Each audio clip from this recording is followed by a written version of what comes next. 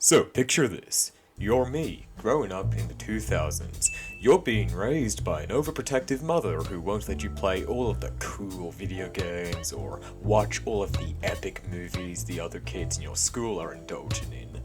Revenge of the Sith is the only Star Wars movie you're not allowed to watch because it has the word revenge in the title. You're missing out on all of the things the other kids are allowed to enjoy. Games like Call of Duty and Mortal Kombat look so much fun, but your mother despises fun. You want to watch all of the same movies as your friends, but your mother will not let you watch anything that has even the tamest of violence in it. And yet wonders why in adulthood you're really into gory, violent movies like John Wick and The Raid of all things. Surely my son is not repressed. Surely. Okay, so what do you do? Well, in order to get my fix of gaming entertainment way back when, I had to resort to other means than most kids. Did I decide to just patiently wait until I was old enough for my mom to let me play violent video games? Nah bro, I just spent all of my free time playing violent flash games behind her back, lol. Flash games are probably one of my favorite parts about the 2000s era internet. When I was not spending my free time playing RuneScape or watching YouTube, I was playing a lot of flash games. Hell, some of my most fond memories from primary school are whenever it was pouring rain outside, so everyone was forced to stay indoors and play flash games on all of the school computers during lunch break. I'm sure a lot of people from around my age or older can relate. Maybe you are like me and your parents were strict about what games they bought you, or maybe your family just simply couldn't afford to buy games and gaming consoles. So, without many options, you are forced to seek out free-to-play flash games on the internet as an alternative to AAA gaming at the time. As a result, I find flash games to be rather nostalgic. They're definitely one of the highlights of my childhood, which makes it really sad knowing that flash support has been removed from modern browsers as of 2021, effectively killing them off. Sure, a lot of flash games were brought back through digital storefronts such as Steam, and thankfully most of the flash games I personally grew up on are there. But there are still tons of flash games out there that weren't able to be preserved, and that's kind of depressing when you really think about it.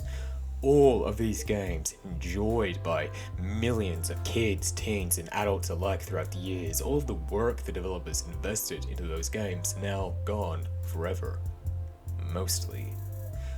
Today, I wanted to look back on some of my most fond memories with flash gaming, dive into some of my all-time favorites, and overall just have a bit of fun reliving the memories.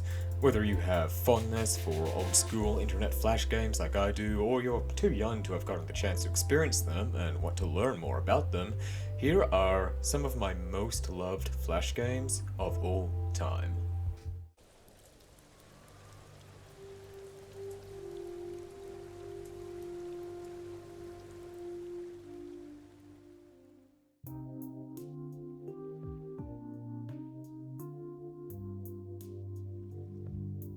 Stay in the Light is one of the first flash games I can vividly remember playing when I was a kid. I don't know why, but I've always been into like really spooky, creepy stuff growing up. Anything and everything scary and mysterious I was pretty into. Maybe I get that from my mother, ironically enough, who used to watch horror movies with her friends all the time growing up. But speaking of which, no way in hell was my mother going to let me play real horror games growing up, no matter how fascinated I was by the spooky and supernatural. So naturally, I found myself gravitating towards horror flash games, such as this one, as well as the Last Stand series, which I will get into later. This flash game is probably the most obscure on this list. Hell, there's only one video out there about it, made by a YouTuber, Sagan Hawks. I'd recommend checking out his video if you want to see this game in action besides the footage I'm providing for this video. I thought about discussing some of the more mainstream flash games first and foremost for this video, but considering the fact that this is one of the first I even remember playing, I thought it would be more fitting to start here. Like I said, this is a really obscure flash game, so I'll probably have to give a lot of context here. This flash game is based on a movie released in 2003 called Darkness Falls. I've never seen the movie, but judging from all of the reviews, I'm guessing it wasn't exactly what you'd call a good movie. This game is based on the hospital scene from the movie, where you play as a woman who must escape a dark, shadowy hospital by staying within areas where there is light. If you step into the dark, an enigmatic, invisible monster known only as the Tooth Fairy will kill you. Basically, all of the power in the hospital has been switched off, but the generator inside the hospital is controlling the emergency lights, which are slowly flickering on and off. Each level is set in a different hallway of the hospital where you have to jump from different pools of light and get to the end of the hallway before they turn off. You can't stay in one spot for too long, you have to be constantly on the move. There's a second type of level in this game too, where there are no working lights whatsoever, so you have to throw glow sticks in order to create pools of light to jump into and reach the other side. Finally, you have the third type of level in the game, where all of the lights are on in the hallway, but you have to sprint to the other end before they switch off, jumping over and navigating various objects along the way. This game didn't really scare me when I was a kid. It was a little disturbing at the time, sure, but I wasn't terrified by any means. Though, I remember playing the game with my younger cousin, Phil, a couple times back when we were kids, who told me when we were older that the game gave him nightmares for 3 years straight. Poor guy. But as for myself, while I didn't find the game scary, the reason why I liked the game so much was because I was entranced by the mysterious and creepy atmosphere of the game. Who was this mysterious killer tooth fairy? Why can't we see them? What do they look like? Why are we in this hospital, and why has it been taken over by this mysterious entity trying to kill us? Mystery is probably my favorite part about horror, urban legends, and all other kinds of scary stories. You're facing a super creepy, often malevolent entity who is beyond your comprehension and understanding. Sure, the scare factor gets you, but what kills you even more is when your imagination spirals out of control as you're trying to rationalize just what in the hell is even going on. For childhood me, this game perfectly captured that feeling, even if it is pretty dated by modern standards. I was never able to finish this game as a kid. Eventually it would get way too hard for me to progress. I can't help but wonder what happens when you reach the end of the game. Maybe you're just greeted with a wall of text, or maybe the exact same thing that happens in the movie happens here. A random car commits property damage against the hospital by bursting through the hospital lobby and almost kills the Tooth Fairy via hit and run. For years, I never thought I'd get to play this game ever again. I thought this was one of the many Flash games out there that was never preserved or archived. That was until I found out you can play this game through Flashpoint 11, a program dedicated to archiving and preserving thousands of Flash games from all across the internet. And if you're wondering, nope, I still can't beat this game, even as an adult. This game is definitely rigged, I'm telling you. I'm pretty grateful for Flashpoint's existence, allowing me to re-experience my first ever horror game, especially because there's not much out there that proves this game once existed, aside from Sagan Hawks' video on the game and like 3 screenshots on Google. But anyway, that's all I have to say regarding Stay in the Light. Now that it's out of the way, let's discuss some of the other Flash games I grew up on, starting with another horror game, The Last Stand. Have you ever played the Zombies mode in Call of Duty? It's simple, you and your friend are barricaded inside a small, closed-off area, and must stop zombies from getting inside.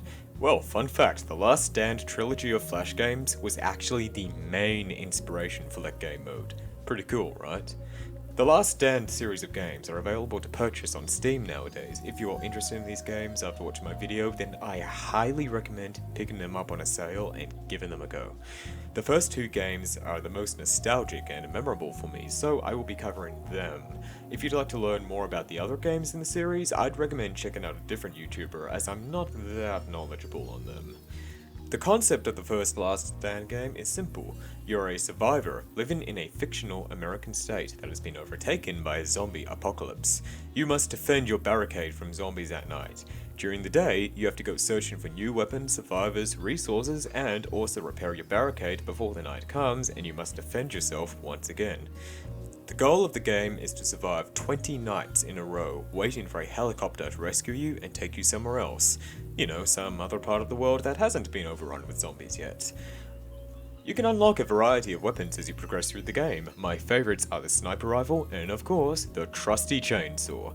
That chainsaw is without a doubt the most useful weapon in the game. You can use this to save ammo by killing zombies with it when they get too close to the barricade. It's a great tool for crowd control before the zombies destroy your barricade too quickly. The second game is also quite similar, but with an expanded scope. It starts as soon as the first game ends, where on board the escape helicopter you find out that one of your teammates was bitten by a zombie, sending the entire helicopter into chaos and disarray as everyone is killed and you crash. You are the sole survivor of the helicopter crash, and you must journey to a city known as Union, where they are evacuating survivors of the zombie outbreak. But you only have a few days to get to Union City, as the government is planning on nuking the entire state in order to contain the zombie threat. So basically, The Last Stand 2 is similar to the first, but it has multiple levels which are set in different towns. You must set up your base in each of these towns and stay there, defending it until you gather enough resources in order to travel to the next one. The Last Stand 2 has a couple endings depending on the choices you make throughout the game. You either get the bad ending, where you don't make it to Union City in time before the entire state is nuked, or you get the good ending, where you arrive just in time and get to survive. If you liked Call of Duty Zombies, I especially recommend checking these two games out, considering The Last Stand was the inspiration for that game mode. The developers also released a new Last Stand game back in 2021 titled The Last Stand Aftermath. I haven't played it, but judging from the Steam reviews, it looks like a pretty decent game. However, this might be my nostalgia talking, but I think I'll always prefer the original two games instead, and to this day, I still enjoy going back to play them every once in a while. What do you get when you combine John Wick, the Terminator, Prototype, and edgy cartoon characters? Well, you get the Thin Thin series of games, that's what. Back in the day, I thought this Thin Thin series was hella badass, and if I'm being honest, I kinda still feel that way. The premise of the series is simple. You are known as 154, a bioweapon resembling that of a human who has escaped the R&D megacorporation who created you, named Systems Corp. Systems Corp specializes in manipulating and creating life through genetic engineering, creating superhuman killers such as yourself. 154 desires freedom and a normal life, just like any ordinary human, refusing to become the killer he was created to be. Unfortunately for him, Systems Corp will never let him escape that easy. Throughout all four mainline Thin Thin games, 154 is forced to go on the run as he is hunted by soldiers and mercenaries working for Systems Corp, as well as other deadly bioweapon creations, all trying to bring him in, dead or alive. These games are dark and edgy as hell, but goddamn do I love them. They have a grim, dark atmosphere to them, which is very similar to the first Prototype game, if you're familiar with that. I also really like the character designs for the Alpha class bioweapons you face throughout the game, such as Poseidon, Zeus, Hades, and Valdrake. Their designs make for some really cool boss fights. I enjoyed all four of the mainline entries thoroughly, though I have to admit the fourth game had kind of a depressing ending. It's a perfectly fitting ending though, considering the dark tone of the series. Having a ending that was happy probably would have felt out of place. But if the devs had to go with a bad ending, then I would have preferred a bad ending that was still satisfying, rather than an ending that makes you think, well then, this entire story was completely pointless. For anyone who might be curious on what the ending is, here's what happens. This is your warning for spoilers. So basically, the fourth game is all about 154 trying to take down Systems Corp so that he can finally acquire the freedom he desires. But unfortunately, he fails in that endeavor and System Corp ends up killing him anyway in an ending that is pretty similar to Halo Reach, where you have to survive a horde of enemies for as long as possible. So, after going on the run throughout all these games, trying to overthrow the bad guys win anyway and get to continue doing evil stuff. That's kind of what I meant by how it makes the whole story feel pointless, like nothing really changes from the beginning of Game 1 all the way through to Game 4. After all the protagonists struggling, he ultimately fails, and the bad guys get to continue doing what they've already done, as if you were nothing but a slight inconvenience to them. I would have preferred a more satisfying ending, to be honest, something that was more bittersweet.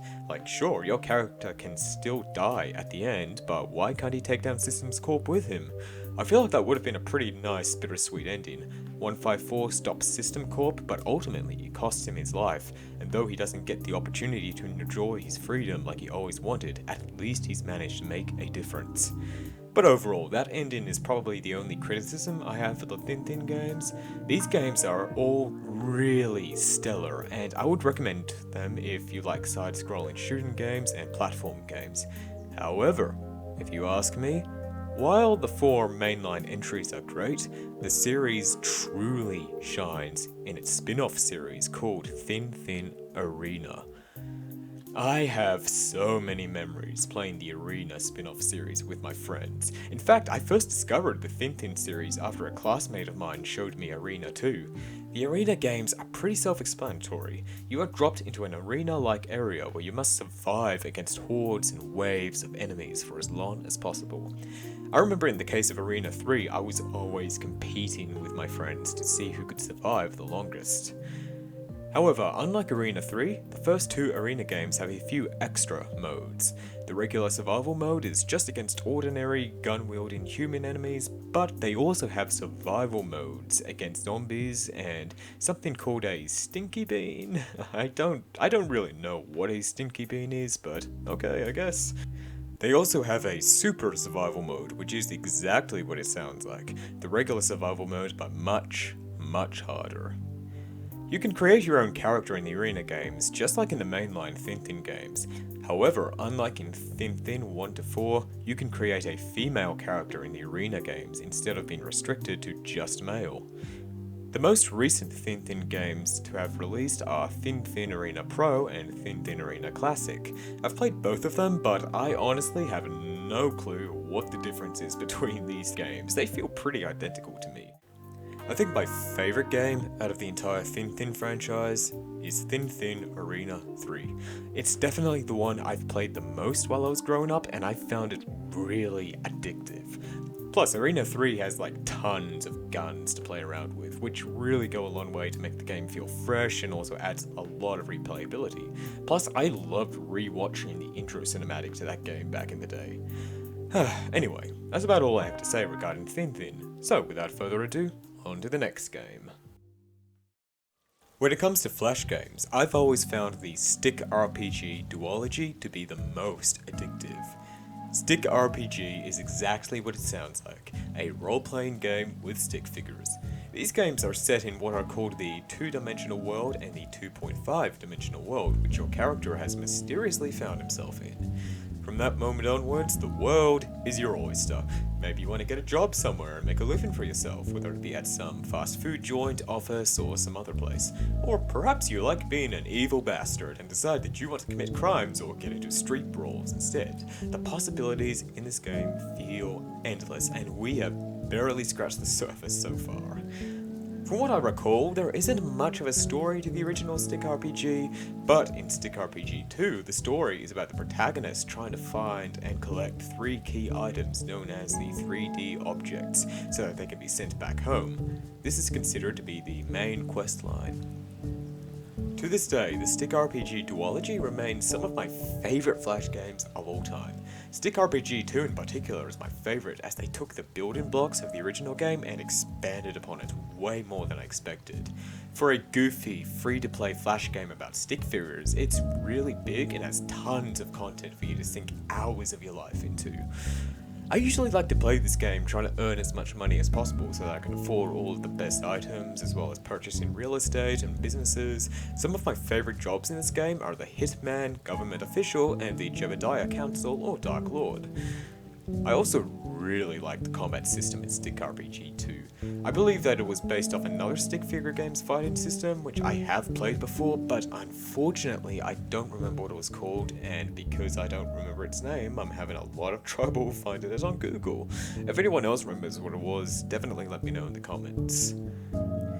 From what I recall, Stick RPG 1 had a turn-based fighting system, but Stick RPG 2 features real-time combat where you either hack and slash with melee weapons or shoot everybody with guns. There are a variety of weapons available to you, such as handguns, assault rifles, baseball bats, swords, flamethrowers, and much more. Oh, and also lightsabers. Yeah, this game has lightsabers in it. I highly recommend checking Stick RPG 2 out if you haven't already, which nowadays you can buy on Steam. If you love RPG games or life simulators, then this is definitely right up your alley. I still enjoy going back to Stick RPG every now and then, just for some mindless nostalgia. This game is really addictive and an absolute blast to play. Swords and Sandals is a turn-based fighting game set in ancient Rome where your character is a slave held prisoner in a dungeon. You are given the option to become a gladiator and participate in tournaments in order to earn your freedom, and that is exactly what you do. Throughout the game, you participate in a variety of duels and tournaments. You can use the money you earn from these fights to buy new armor, weapons, magic, etc.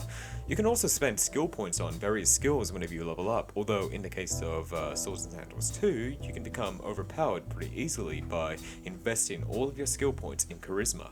By doing this, you can kill opponents and destroy their armor just by screaming at them over and over again. I've always loved this, it makes the game really funny. The end goal of the game is to rise through the ranks as you progress through each and every tournament, becoming more and more famous, until eventually you get to challenge the evil Emperor Antares and defeat him in order to win the game. I had a lot of fun with this game growing up, though I always found it to be pretty challenging. Well, that was until I discovered the whole charisma exploit. The entire Swords and Sandals franchise has been re-released on Steam as the Classic Collection, and you can buy it right now. It has all 5 games, as well as a couple bonus games too. However, I've barely scratched the surface of all the other games in the franchise. The one game out of the entire collection I've been playing the most is Swords and Sandals 2. It's definitely my favourite, and the one I always find myself coming back to. I definitely recommend giving Swords and Sandals a shot if you're a fan of turn-based RPG games. The game is great for creating multiple different builds, and there are many options to explore when creating your character. But for now, that's all I have to say on Swords and Sandals 2, so let's move on. Crazy Flasher 3 is a brawler beat-em-up style game created by a developer named Andy Lore. This one is particularly nostalgic to me because other than The Last Stand and Fin, this is the only other game I can remember playing on computer at schools with my friends. There are many installments in the Crazy Flasher series, but personally, the third game was the only one I could get into, and I definitely feel like it's the best one. But maybe that's just my nostalgia talking, who knows. In Crazy Flasher 3, you play as an edgy anime boy in a lime green jumpsuit named Andy, who participates in various street brawls for money, eventually participating in lethal fighting tournaments around the world. I replayed this game on Steam recently before writing this video, and if I'm being honest, I still think it holds up. I had a lot of fun fighting and saving up for new weapons throughout my playthrough. I also think Crazy Flasher 3 is kinda charming because it has some pretty memorable character designs for some of the enemies you fight, and also a lot of poorly written dialogue. I'm not gonna criticize the dialogue in this game too much. It's understandable because the guy who made this game is Chinese, so English isn't his first language. But that's why I find this game kind of endearing. I had a good chuckle reading some of the dialogue in all of its broken English glory. Like, go to die, and I cannot pay my housing resistance. It's great, I love it. This was probably one of the most violent Flash games I played growing up. Like, one of those games where you're constantly looking over your shoulder and hoping that your mum doesn't catch you playing it. Now that I'm an adult, I don't think it was that bad in hindsight, but I remember seeing all of the blood in this game back when I was a preteen, especially on the reward screen when you win a fight, and thinking, oh shit bruh, I am definitely not supposed to be playing this. Forbidden fruit at its finest. But overall, I still find this game really fun. I've got a few nostalgic memories playing this game, gathered around a computer with some of my friends back in primary school.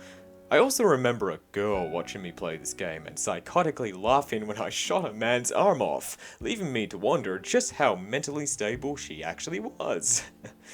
Oh, and also, you can also get a lightsaber in this game, just like Stick RPG 2, so what's not to love? Speaking of games I felt like I couldn't let my mum catch me playing, another favourite of mine from back in the day was Sift Heads, along with a spin-off trilogy named Sift Renegade, created by Chris Martin and his studio Pyrozen. I don't remember the majority of the Sift Heads games all that well, just Sift Heads 5 and aspects of Sift Heads World, aka Sift Heads Reborn, and Sift Renegade 1 and 2. Throughout the first 5 games, you play as a stick figure named Vinny, who is a bounty hunter for hire. The games chronicle his adventures in Chicago working for the criminal underworld. In Sift Renegade, you play as a member of a Yakuza named Kiro, who is literally just a modern-day samurai with a Matrix trenchcoat and a motorcycle. I was obsessed with the Matrix movies, motorcycles, and swords back when I first played the Sift Heads games, so Kiro was naturally my favourite character. In Sift Heads World, however, renamed to Sift Heads Reborn when it re-released on mobile devices, you can play as 3 different characters, Vinny, Kiro, or Vinny's girlfriend, Shorty. While there were 5 Sift Heads games and 3 Sift Renegade games, Sift Heads World had 8 games in total. After the World series was done, the developers created Sift Heads Cartel and Sift Heads Assault. I remember playing Assault and kind of liking it, but I never got around to giving Cartels a proper chance. I also remember there being an online multiplayer game named Sift Heads Street Wars, and I also really remember enjoying it, but it had a very short lifespan. I'm not sure why the game shut down so quickly, but I assume it's because there weren't enough people playing it or something. Suffice to say, these games were pretty edgy, but I also found them quite fun. I've got no bloody idea how the title Sift Heads is supposed to make any sense, but it didn't really bother me much back then. Sift Heads 5 was the first one I ever played, and I think it's still my favourite to this day.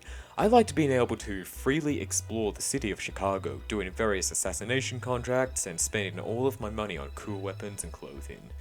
But I also liked Sift Renegade too. They're a lot different, those games, compared to all of the other Sift Heads games, as while the other games are shooters, Sift Renegade is more of a side-scrolling hack and slash where Kiro is on a mission to avenge the death of his brother. To my knowledge, the first Sift Renegade game is the only entry in the series to have voice acting, which is kind of interesting. Another aspect of these games I really like is the aesthetic. Yeah, okay, everyone in these games are literally just stick figures, I get that. But for stick figures, I feel like they did a good job differentiating them all from one another. Also, I kinda love that all of these games are in black and white, but the sky is always coloured red. I like that a lot, as I feel like it makes the world these characters inhabit stand out a lot more. There's not much else I have to say, but for me, they're definitely very memorable, and I look back at my time playing them with a lot of fondness. When it comes to Flash games, I've definitely got a spot for these ones. Plus, they have a surprising amount of lore. When I was doing research for this video, I found a 2-hour-long YouTube video discussing all of the lore in great detail. Like, wow, that is a lot of content. But anyway, that's enough Sift Heads. Let's move on to the next Flash game. Another game I found to be really addicting way back in the day is Age of War, though a more accurate title would probably be Multiple Ages of War. The premise of the game is rather simple. There are 2 bases at opposite ends of a forest, one owned by yourself, the other controlled by an enemy. You must send out various soldiers from your base in order to attack the enemies while they will do the same. Once you reach a certain amount of experience points, you will be allowed to level up to a new age, changing the appearance of both your base and your soldiers. You go from the Stone Age to medieval times, to Renaissance, modern day military, and then futuristic super soldiers. Once you destroy the enemy's base, you win the game. You can also upgrade your base with a variety of turrets, which helps a lot during the later stages of the game, preventing most of the enemies from getting anywhere close to you so that they can deal damage to your base.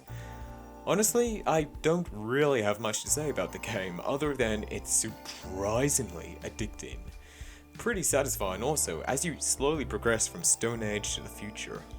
Age of War also got a sequel, which I played once, but I didn't really like it as much as the original.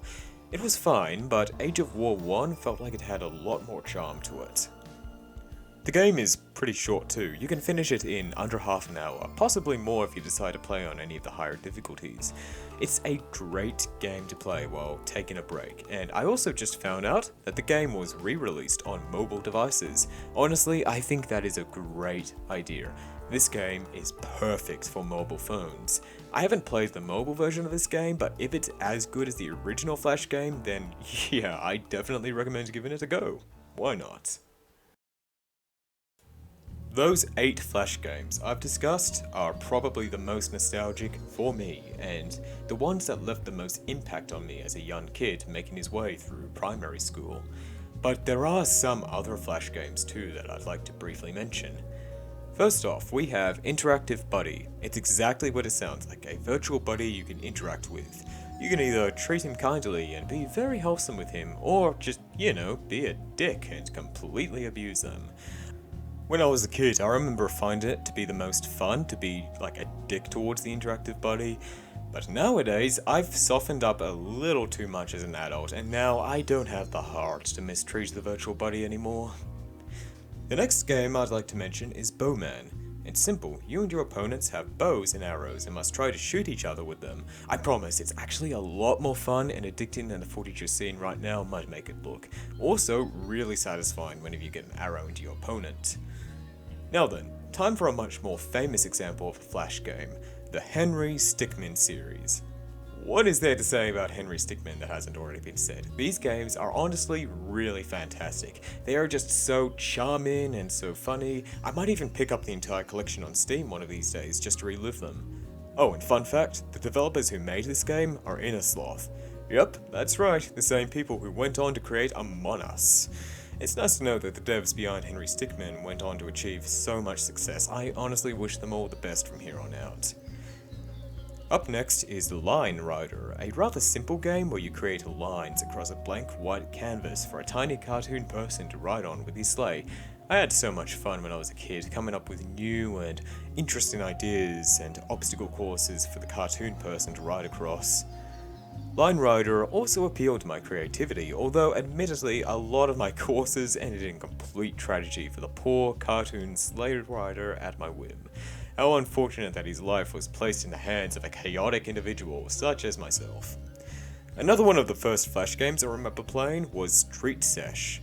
There's really not much to say about this game other than the fact that you're a dude on a skateboard and you have to get to the end of the level without injuring yourself.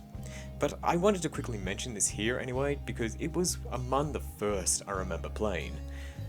Next up are the games Arcanist and Zombie Dawn from the website named Funorb, created by the same people who made RuneScape Jagex. I might make a video about old school RuneScape one of these days, as I was utterly obsessed with RuneScape growing up and have tons of great memories, but for now, let's explore Funorb instead. Funorb was created as a casual gaming site by Jagex, targeted towards the hard casual gamer market. Out of all the games on that site, Arcanist and Zombie Dawn were my favourites, and they're the only ones I can even remember from Funorb. The premise of Zombie Dawn is really fun.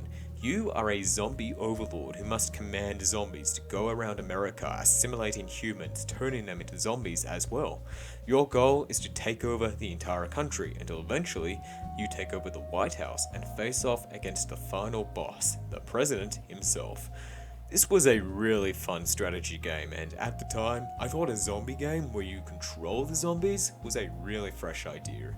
The only other game from the time that I can recall being anything like that was Stubbs the Zombie. As for Arcanists, that was also a strategy game, except unlike Zombie Dawn, you're competing against other players.